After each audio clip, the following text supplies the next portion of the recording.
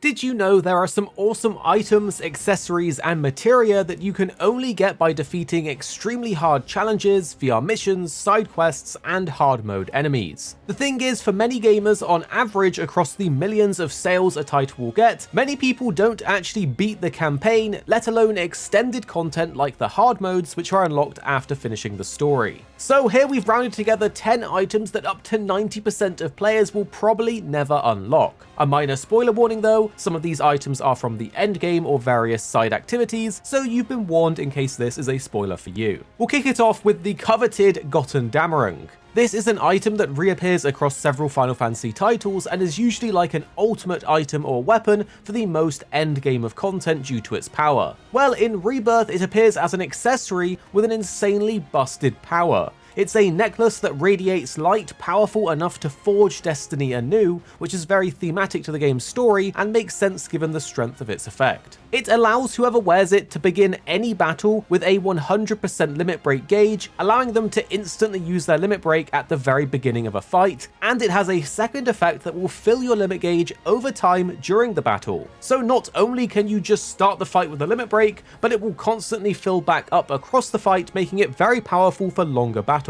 This actually opens up some insane combos, such as Aerith's unlimited limit break loop, and overall is just an amazingly powerful item to use. However, you can only get this one by defeating all of the game's hard mode brutal difficulty VR challenges, which is this game's most challenging party content out of everything, including the hard mode story. You need to complete every single brutal VR mission, and in the final one, you need to fight 3 waves of double summons, Gilgamesh, and then a special version of Sephiroth with unique moves and attacks not seen in any other part of the game. So, generally only players that will take on the ultimate challenge of the game will ever unlock this item. And next up is a really good and useful accessory that you can obtain early on, but requires defeating every difficulty in a quite challenging minigame. It's the Champion's Belt. This will give the user 10% more health and 5% more strength, making it perfect for characters like Cloud, Barret, and Tifa. It becomes better later in the game as you level up, and that percentage bonus offers more stats. The thing is, you need to complete the bodybuilders in a bind side quest in the Coral region, but then complete every difficulty of the Gym Crunches minigame, where you must time your inputs rapidly in order to do crunches, and they mix in haptic feedback half presses and rapid presses. In the final difficulty match, just one mistake is enough to lose, so many players will skip out on doing this, making the belt a fairly rare item for a casual player.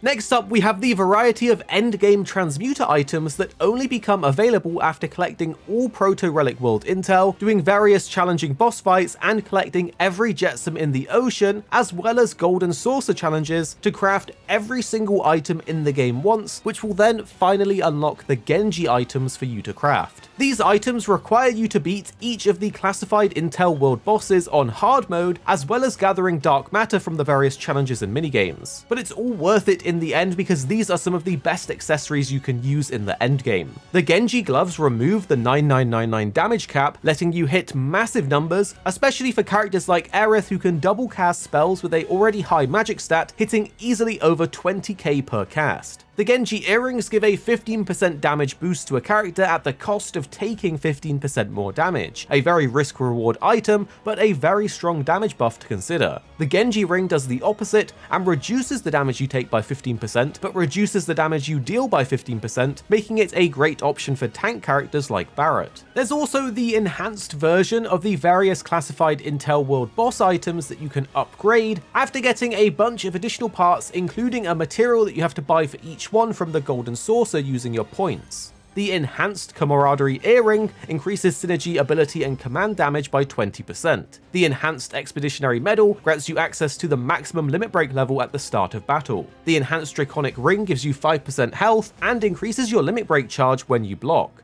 The enhanced Malboro orb increases your mana by 5% and extends detrimental status effects on enemies and reduces them on yourself. The enhanced Karmic Cowl is fantastic with a massive 50 vitality and spirit boost, as well as immunity to slow and instant death. This is a very strong item for tanks, as well as fighting tomberries. And then there's the enhanced Psychic Charm, a great item for spellcasters that increases your MP and magic by 8% and gives you immunity to silence. And next up, we've bundled 3 things together.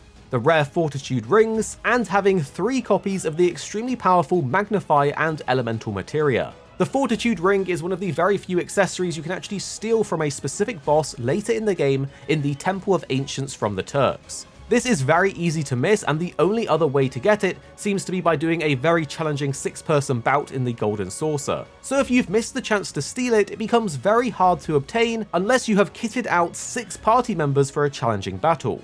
Having 3 copies of the strongest materia Magnify and Elemental is extremely powerful for the hard mode content and VR missions. You only get these extra copies by completing various VR missions anyway, so if you want to get the maximum number of these strong materias, you will need to do some very tough battles. And then we have the ultimate Queen's Blood cards, the Shadow Blood Queen and the Emerald Witch card. These are only obtained after completing all of the various Queen's Blood ranks and beating the Shadow Queen herself near the endgame. Any players who don't like Queen's Blood will probably never get these. The Shadow Blood Queen card has great coverage and raises its power by 3 for each other card that is enfeebled, making it great for enfeebled decks which are already extremely strong. The Emerald Witch card raises the power of allies and enemies by 2 all around it, making it a strong buffing card that synergizes well with the likes of Ifrit and Alexander. And then we have a summon that you only get by completing the full Proto-Relic questline. After defeating various double summon battles and defeating Gilgamesh himself, you finally get him as a summon.